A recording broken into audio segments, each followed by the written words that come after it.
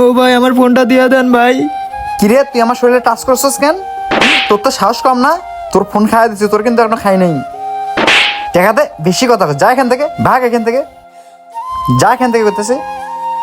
আলহামদুলিল্লাহ অবশেষে টঙ্গিতে চলে আসলাম। এবার পকেট থেকে ফোনটা বের করে বন্ধুকে ফোন দেই। বন্ধুকে সাথে করে নিয়ে বাবার বন্ধুর বাসায় যাব।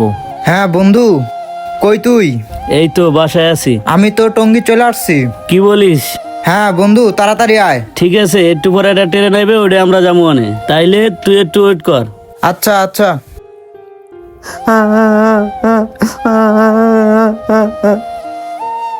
কি ব্যাপার, লোকটা কান্না করতেছে কেন? যাই তো দেখি। ও ভাই কি হয়েছে আপনার? আমি দূর থেকে দেখলাম আপনাকে, আপনি কান্না করতেছেন, কোনো সমস্যা? না ভাই, কোনো সমস্যা না, আপনি যান তো এখান থেকে।